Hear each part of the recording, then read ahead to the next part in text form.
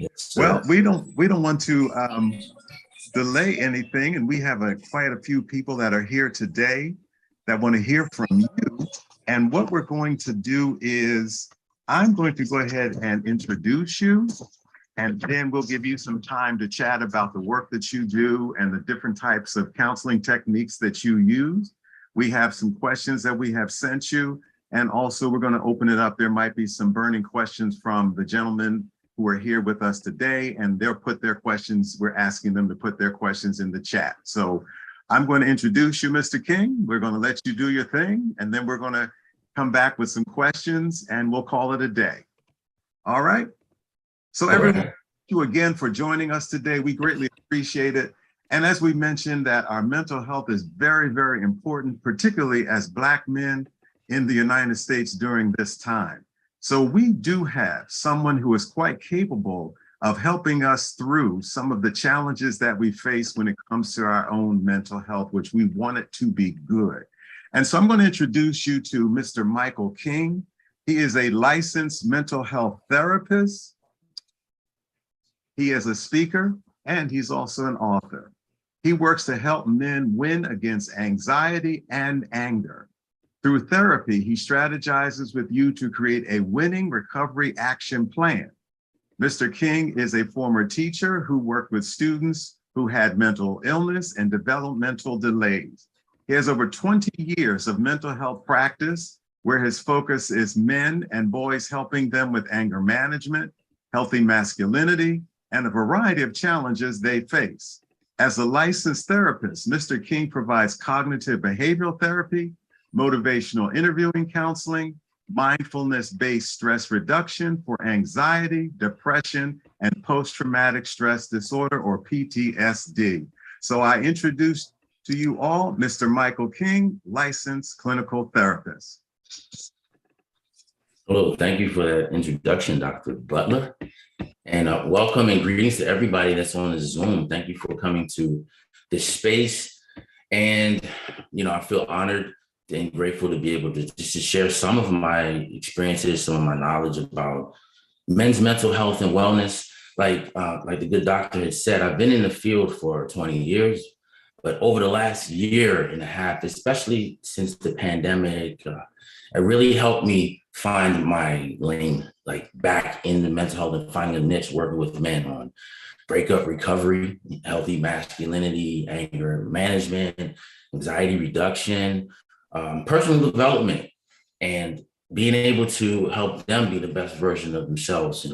I work with a lot of guys and I work with some women as well, but I learn a lot of guys who we've been kind of socialized and conditioned to just be able to be a good man. A good man is being able to protect and provide, right? And keep our emotions inside. And those things have been historically some of the things that has been causing us challenges, like not being able to express ourselves and our emotions. And so in my therapeutic space, I help guys if they're dealing with trauma. I help guys develop emotional intelligence.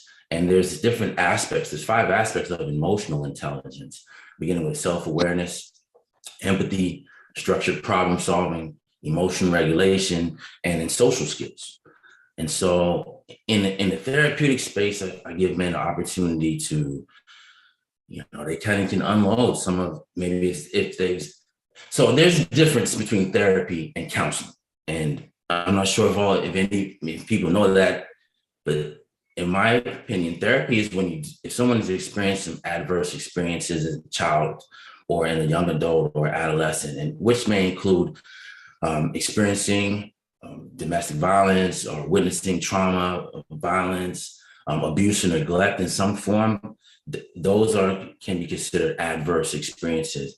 And the adverse experiences from the past impact how they show up today. It may impact them in a sense of, may have a negative impact on their self-esteem, like how they see themselves.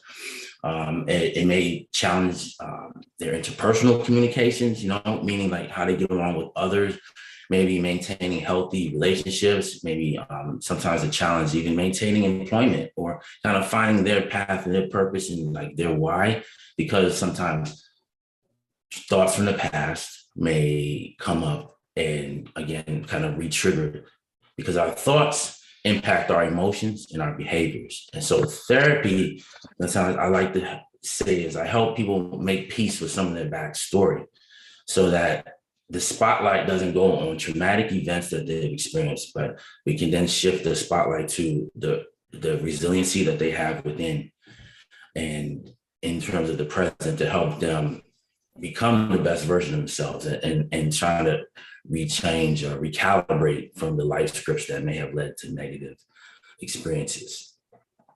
So that's just a snippet, a little piece to what we do. But counseling actually is in the here and now. So it's helping people with tools in the present that may manage anxiety, stress, anger management, just giving them tools and being a clinical sounding board, right? Being a safe space where a person can basically get stuff off their chest, that some of their insecurities, maybe some things that some of the thoughts that are impacting them, and then preventing them from feeling like they're the best version of themselves. So counseling is in the here and now. Therapy sometimes going over the past, helping make peace with some of the backstory, find some strengths from the silver linings, and in order to be the best version of themselves. Okay. Well, thank you, Mr. King. I'd like to start us off. I have a couple questions for you. And this is related to us as Black men seeking counseling or therapy. And I like the way you delineated both of them. The here and now is counseling, and dealing with past adverse experiences you defined as therapy. So how can we find a judgment-free, multiculturally competent care, mental health care as Black men? How do we go about finding that? Well, it's hard to find clinicians that look like us, but they are out there. There are platforms such as Therapy for Black Men, Psychology Today, therapist.com. And sometimes if a person also has insurance through their employer, they can contact the insurance department and see what there's listings of for the mental health providers. Mm-hmm. And it will take some due diligence to do some research to, read a clinician's profile and see if that clinician is a good fit for you. Also, I recommend people schedule like a consultation. Like most clinicians do have a free consult where you can chat with them and get to know them, and during that consultation to see if it's a good fit, if you feel comfortable, talking with them. Not saying in a consultation, you may not go in depth into what we're working on, but it's like, okay, it's like maybe having some questions about their approach in terms of therapeutic approach, having some questions prepared for them about their why they're in the field. Mm-hmm. And just to try to get to understand them, to see if the person will feel comfortable opening up to them. Because I know in our community, especially men, we don't feel, we don't just generally open up to people that we don't know. Sure. Nor do we want to kind of keep telling our story just to kind of find the right fit. Mm-hmm. So I would say definitely look online to do some research, but also too, tap into, you may have some friends or family members that are pro counseling and they're more open to it, and, tapping into your network and asking someone, do you know a good counselor? And just being also open to the fact that because supply and demand, like there are very few clinicians of color, right? Mm-hmm. And we do our best to serve everybody that, comes to us, and try to, if I'm not the appropriate fit, I could try to refer you to someone who I think may be a better fit, but also being open to a clinician who is not of color, but they're culturally competent, meaning that they understand the fact that if they're not Black or they're not a person of color, but they do know some of the stigma that's in our community. They are aware of approaches or strategies to engage in a warm, welcoming way that they can be supportive. Because you want a clinician with the heart of a helper, right? And that's just not a person of color. They are, clinicians that have the ability to be culturally competent, and they have that heart of a helper where you can learn and grow And so this is another thing too, though. There's a study. Sometimes it takes 3 to 5 clinicians to kind of go through before you find that fit that you feel like. Is that okay. so? 3 to 5? Yeah. So, it's just like if you go into the shoe store and you see like, man, the shoes may look good on the display, but then you put them on your feet and you're like, you look at in the mirror and you're like, they on my feet, my outfit, it's not hitting as like it is when it was on the display. So there is times you actually need to go. And that's why I'm saying try to schedule consults with clinicians that are open to doing that. And then giving yourself some patience and understanding that there may be not all clinicians are able to answer right away, but I know when someone wants help, especially people of color in our community, when a guy is asking for help and seeking help and support services, I try to engage them as quickly as possible, because that energy may go away if they don't find someone to help them at a particular time.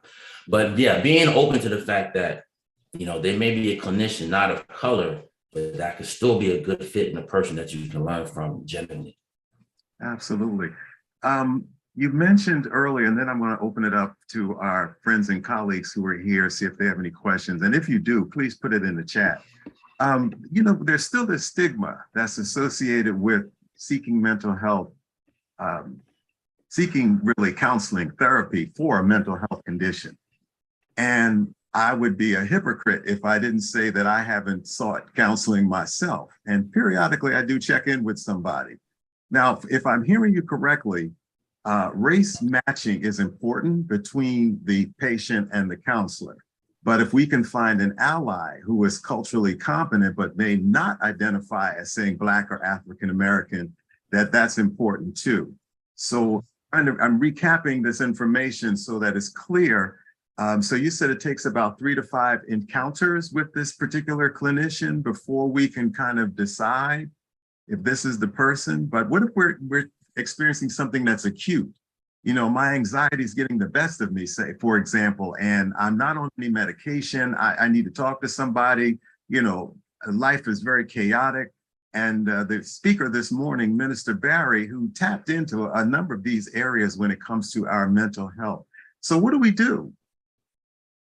So now, if you feel comfortable speaking with someone and, the first counselor, clinician that you come in contact with, you feel comfortable with it, going with that, and I say go with it. You can have a session or two, to really kind of get a feel. I usually like to say maybe have 4 sessions with a clinician, and after the consult to see, okay, hey, this is someone not only do I feel comfortable talking with, but they're teaching me or they're educating me about strategies, whether it's mindfulness-based stress reduction strategies or anxiety reduction strategies. Like they're giving me tools, right? Self-care tools that I feel like that I can implement in my life. They're introducing me to concepts and strategies that can help try to find like the balance that I need to help manage the stress and tension. So I would say if you feel comfortable with someone, then go with them and give them, I would say up to 4 sessions, but counseling and a therapist is someone that you definitely want to feel comfortable with. And there are opportunities, like sometimes when guys think they come to counseling, they think it's going to be like ongoing and forever, but that's not necessarily the case. We collaborate and work towards treatment goals. And then once goals are met, or a client may feel like they have tools or strategies to help them with their work-life balance, then, they may, pause counseling for a bit. And then in my case of setting, I may go work with clients, and then as we work together for on average, like sometimes 6 months, but then after that, they may just move to like an as needed status where keep them, they're in the books, but just as needed when they may need to do a check-in, whatever that may be. So I think by having these conversations, it helps to reduce that stigma that is somewhat still attached to particularly men of color seeking help, having these conversations, and I think validating the fact that it's okay for us to, it doesn't mean that we're weak, that we're that we're punks. It doesn't mean that, but it means that to me, now this is just my opinion, but it means that we're really strong enough to acknowledge the fact that, you know what, I need to go talk to somebody and it's okay. You know, if my heart is not working right, I'm going to see a cardiologist. You know, if I have arthritis, I'm going to go see a rheumatologist. There's somebody that's a specialist out there that can help me with this physical condition. And there's also, I believe, someone that's out there that can help me with any of the mental health challenges that I may be experiencing. So we do have a question in the chat that I'd like to put forward. And the question is this: what have you found are the 3 biggest concerns for Black men? That's the first one. And so I'll let you answer that question, then I'll come to the second question. So what have you found to be the 3 biggest concerns for Black men? Well, facing racism, discrimination, and inequality, you know, that definitely has a significant impact on our mental health. The fact that, you know, we're still dealing with a lot of the institutional racism, right? And the social justices that we are actually fighting for. I think that a lot of people are really aware of the fact that we're still in the mix with battling for our civil rights, and there's still residual effects of slavery that impact us in a way that, so being treated or perceived as less than because of the color of our skin can be real stressful and traumatizing. You know what I mean? If we're driving down the street and the police, kind of pulls up behind us, you start that cortisol starts to pump in our system, and that, the stress hormone, right? Yeah. And it just can be, but like, according to like the Health and Human Services Office of Minority Health, like Black adults in the US are more likely than white adults to report persistent symptoms of emotional distress, such as sadness, hopelessness, and feeling like everything is an effort. And Black adults living below the poverty line are more than twice as likely to report serious psychological distress from those being more financial secure. Absolutely. Okay, well, thank you. But I wanted to double back for a second, though. Sure. Sorry.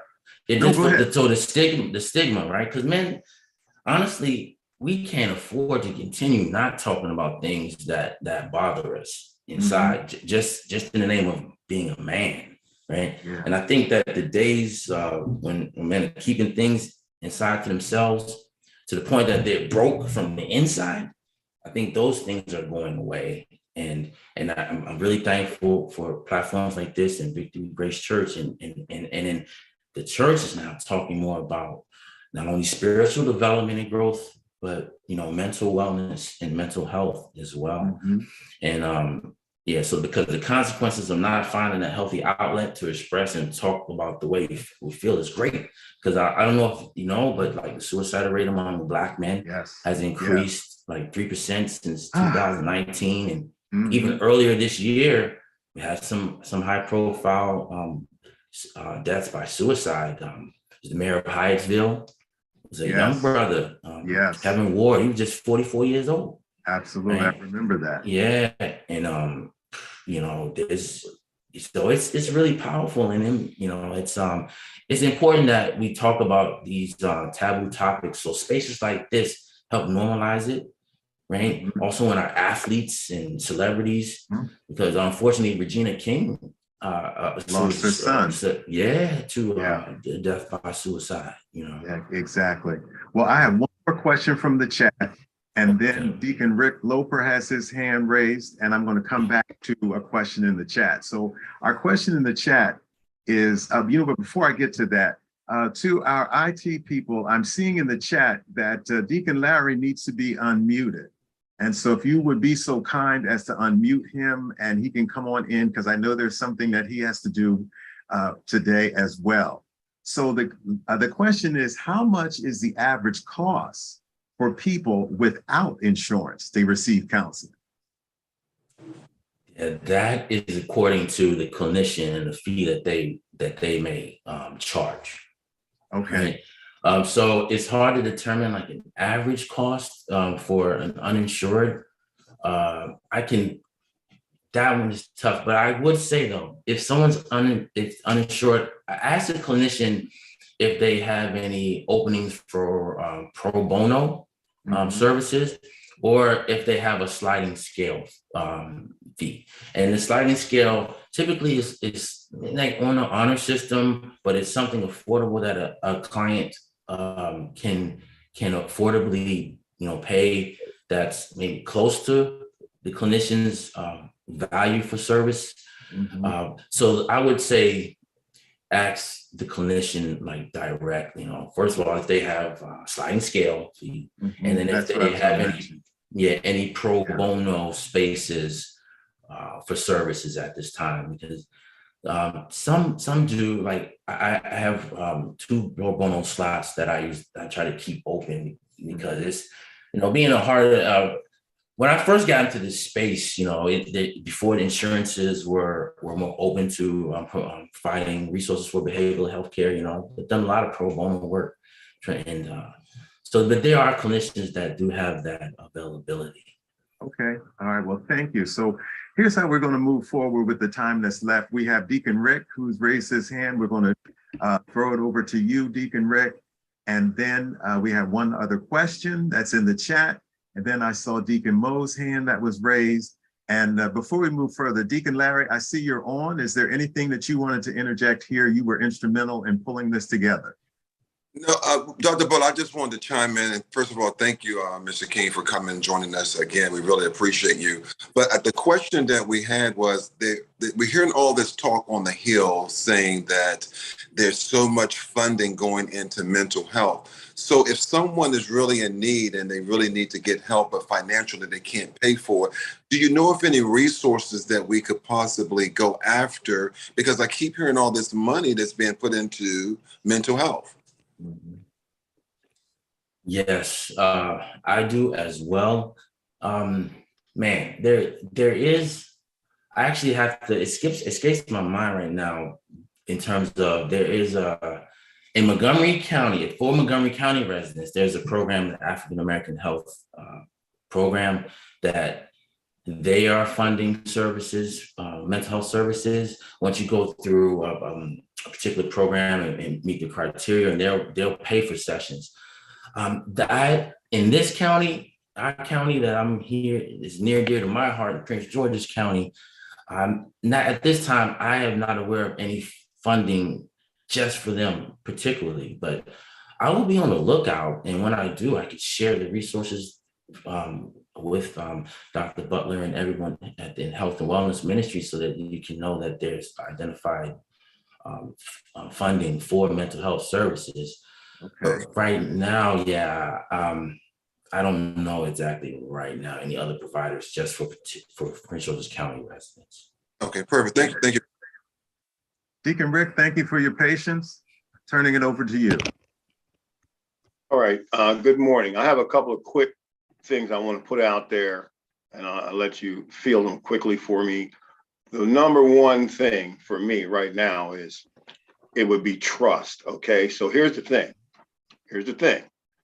Just because it has a black face doesn't mean, see, for me, since there are so very few black faces, what you're telling me is that the educational systems that qualify you are Eurocentric based.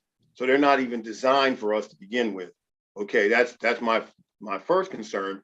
My next concern is what is the obligation of the counselor or therapist to share this information? Like, say you're having a bad day, okay, and you know, Black folks are boisterous, so we might say something real crazy. Not that you're gonna do it, but does it, now, and for me personally, okay, the things that I operate in, like I have to take like a psych eval. So when, in order to maintain my licensings and things like that. So, and that's the other thing that makes people reluctant, because you want to have a bad day and then you get reported to certain authorities, and that just null and voids your ability to operate with weapons, without able to operate in certain secure areas and things like that. So I'm just saying, those are my two things. The Eurocentric base of the whole thing, not even designed for us. And the other thing, the obligation, what is the obligation or responsibility of the so-called counselor or person to say, oh, well, he said something crazy, like he'd like to, do something. I don't even want to say it because I'm not even comfortable with even saying it, because it puts me in a precarious position. And the last thing I'll say to you is, because I'm passing psyche evals, does that mean I don't need no counseling? I ain't crazy, or I'm just faking the funk on them and they don't get it. See, so that's where I'm at. Okay, well, definitely this can unpack. Starting with, it sounds like, so in the counseling space, clients have the right to confidentiality, right? And so confidentiality means that things that the clinician and the client talk about are confidential. You're not obligated to tell anyone unless someone is becomes suicidal, right? When they want to hurt themselves, or becomes homicidal where they want to harm someone else. Right. Then we as clinicians have a duty to warn the person, and then update the appropriate authorities. Right.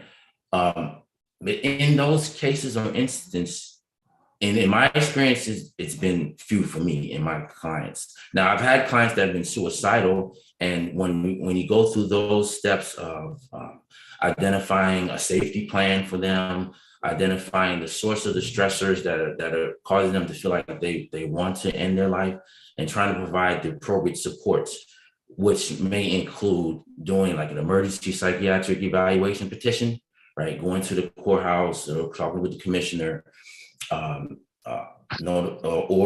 calling mobile crisis, because there is a mobile crisis unit in throughout our counties that they can provide on-site assessments or evaluations if someone is actively suicidal, meaning that they want to hurt themselves. So there are spaces where we would have to let an authority know, or duty to warn someone in order to initially for safety, right? Now you had alluded to earlier too, because I do work with people who have like security clearances, right? And so, but in our space, you mentioned if about psychological testing, if passing the test, does that mean that everything is, yeah, that could be, if there were no indications of no red flags or challenges, or it may meet the criteria of any type of mental health diagnosis or disorder, then yeah, I would say then you would be balanced and stable. But in counseling space, I'm realizing there are a lot of men that actually just want a safe space to talk about their insecurities, right? Talk about the traumas that they've dealt with and how they impact them and their relationships, the stresses of like being single, or the stresses of marriage, right? Are those spaces that the topics that I talk to a lot of guys about. And you had talked about trust, and then you had talked about so we know the medical field historically has not been hypersensitive to the Black experience, right? We know things such as the Tuskegee experiment, the story of Henrietta Lacks, and stories of like Hopkins, and they pulling people off the street just do DNA testing, and overcoming some of that challenge. But I would say the American Psychiatric Association has, over the last, I think it was about a year or so ago, actually issued a letter of apology for those things that they've done, putting people through testing, all the unethical and immoral things that they've done to us, right? So I'm aware of that, and I would hope that there are all clinicians, not just clinicians of color, will be aware of some of how the medical profession, and not only just the psychiatric piece, but how they have traumatized Black people, and how we have, we don't trust it, and it takes a while to get to. Yeah, I'm 68 years old. I've seen a lot in America. Yeah. In my 6, almost 7 decades. So they've thoroughly earned the mistrust that is given to them. And so, Absolutely. I mean, I appreciate what you said about apologies and this, that, and the other, and they had gynecologists out there talking about Black women don't feel pain. And I mean, when we talk here, and me and Dr. Butler, and we've had some talks, and it's like, opening up is a very difficult process. And there again, now you also touched on what I was alluding to, you got your red flags or you're having a bad day, and it can, that's why you have so many guys in the military that go off the rails, but they never told anybody because they were afraid of destroying their career by saying they were feeling a certain way on a given day. So even though you may get, they may get some help, it winds up destroying their whole life or their career path because they had this moment in time. Gotcha.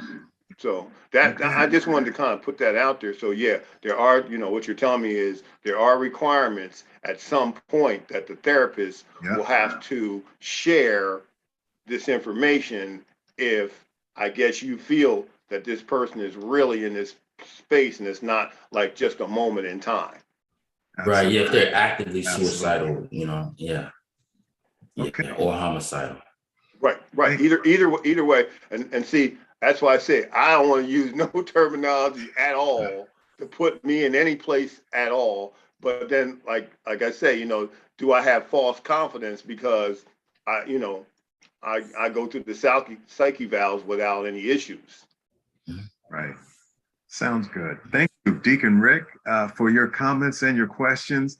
And Mr. King, just briefly, 2 questions in the chat. One is, what general advice do you give to men who are having financial problems? I know you kind of touched on this a little bit more. So if you could just recap a little bit of the sliding fee, the pro bono, and how we as individuals, if we're having these financial problems, what we can do.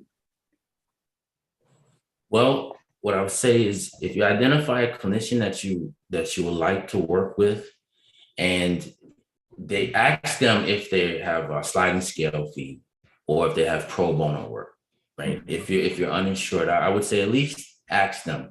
And if they don't do it, ask them if they know of a referral source that can do that, to try to make a connection. Because we don't want finances to be a barrier, right? But there are some clinicians that have established fees and they may be a little bit less flexible, but they may be, that's their choice. But I think for me, it's like I said, I have a 1 or 2 pro bono spots, but if they're open, then I can have somebody fill a spot there. But if they're not, then I look to refer to somebody who I know, a clinician that may be that'll be accepting clients, right? Because that's also another piece too, kind of packing some patience to try to find someone that you feel comfortable with. Because since the pandemic, and it's a good thing that more people are seeking services, right? But again, the supply and demand, the demand is high, but the supply of clinicians of color is not as high as it is. And but I do encourage people. Students, college students, grads, even people that maybe want to go back to, if they have a heart to help and they want to be in the psychology and mental health field, to come back in. Because I guess since Obamacare and that healthcare initiative was created, it opened up to create more room and space for insurance providers to fund and pay for behavioral healthcare services. Okay. Yeah. All right. Well, thank you. I'm going to turn it over to Deacon Mo for his questions and or comments. And then from there, Deacon Larry, I'm going to let you take it from after Deacon Mo. Good morning, gentlemen. Good morning. Good morning. I'm a little bit of a skeptic when it comes to any type of therapy or counseling, right? One thing I'm gonna say is I know everyone holds some type of weight of baggage, right? And that baggage usually comes to the surface when we have the required tools to deal with it. Now, the thing that I think is with the tools, usually as a Black man coming up, we're taught to, have this outlet through sports, whether it's music, whatever type of, artistry somebody may have. Now, my thing is the reason why I say I'm a skeptic, because I don't feel right kind of giving my money to somebody who I know is only going to just not help my problem, but they just going to put a bandage over it. You know what I mean? And at the end of the day, it's like I'm still giving you money and we're not getting down to the source of things. Now, I want to be a little bit transparent. And what I say by that is I'm going to express what my problem is on this platform. And let's see if somebody can give me some type of tools to help deal with what I'm going through. I lost my father 14 years ago. As I was thinking in service earlier today, it's certain things that I would never be able to experience with my dad, especially since he was such a strong part of my life, right? He didn't get to see me have my daughter. He didn't get to see me have walk across the stage and get my bachelor's. He didn't get to see me walk across the stage and, get my master's. And this pain that I'm realizing is something that internally that I've been holding in. And when I do this, what happens is with everything else, sometimes people say as a 36-year-old man, I shouldn't be stressed out because externally we make things look easy. Men are like that. You know what I mean? We're built to kind of hold things in. And what happens is we tend to hold so many things in that eventually it manifests into some type of ailment in your body, until we release it. So my thing is how do I deal with that? How do I deal with it? And I don't want to hear the generic things like, oh yeah, Mo, your pops is here with you in the spiritual. Yeah, I know that already, but I'm talking about physically. It's just something that I'm never going to be able to get over. And it seems like as time goes on, it gets harder and harder and harder. So I hear that.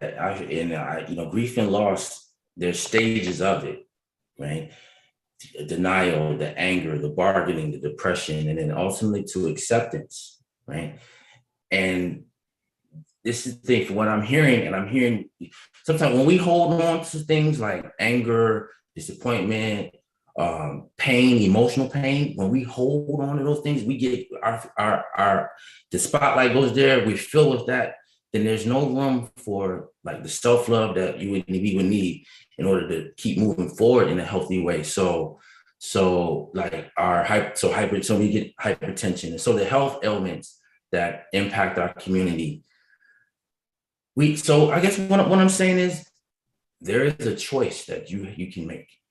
You can choose to hold on to the pain and all the disappointments of your dad not being here and all, or you can go through a healthy process to pour out that hurt and pain and grief, and then find self-care tools that you can refill yourself with, which also includes spirituality, because forgiveness is a big piece of some of the things that you can't, I don't have all the answers. And some people's situations are so complex that we can't get the answers, but kind of giving that up to God and higher power, but understanding that I can have tools that can help me pour out those unhurt feelings so I can feel strengthened.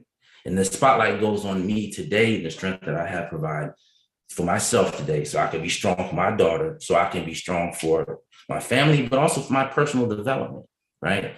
So that's kind of a choice. You can choose to keep the spotlight on the pain and the things that you can't change, or you can free yourself from that and find the silver linings from within. You can free yourself via talking, via journaling, via some type of creative outlet or aspect. Now there's strategies and tools like the empty chair, where you may talk to someone or that person where you're trying to send a message, or there's an assignment I usually do with some clients called a eulogy assignment, where you're actually kind of putting to rest some of the hurt and the pain, and you're highlighting not only just the happy times, but you're highlighting the resilience that it sounds like your dad, laid a great foundation with you, right? And that still lives within. But when you kind of choose to kind of still focus on the things that make you feel sad, remember our thoughts impact our emotions, right? So it's like if our thoughts, something happens and it stresses us out, then the cortisol hormone in our body, the cortisol, that fight or flight, that we're producing that. So there's a power in terms of retraining your mind, the resilience, and finding the benefits from the challenges that you've been through, and realizing that the adversity that you've been through is not going to define you, but how you respond to the adversity, like that's going to define you, right? So, I mean, that's what I'm saying. Like, I don't, and there's no magical answers. It sounds like, I was looking for, but I'm saying it's a choice. You can choose to keep the spotlight on that pain. I mean, and unfortunately, some people do that for a lifetime. You know what I mean? And then they never move forward, kind of, you know.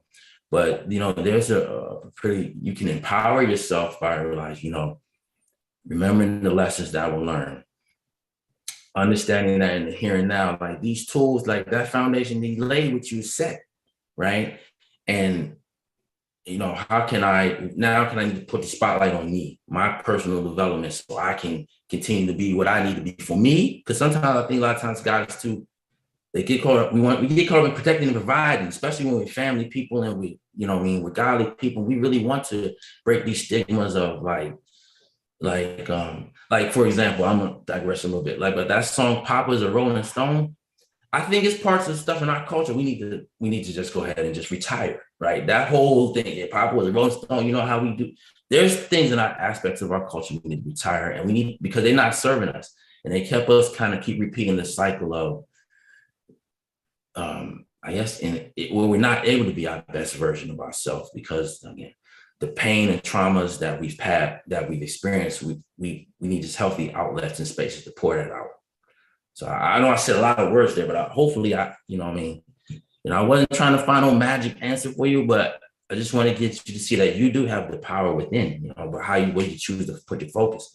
And energy always follows focus, right? So if I'm focusing on the past, the disappointments, the hurt, the pain, my energy is going to be down. It's going to be maybe sad and hopeless, you know what I mean? So you do have the power within you, Deacon Mo, to heal and grow from the adversity that you experience. Wow. Thank you, man. Appreciate that. Mm-hmm. Wow. Yeah, man.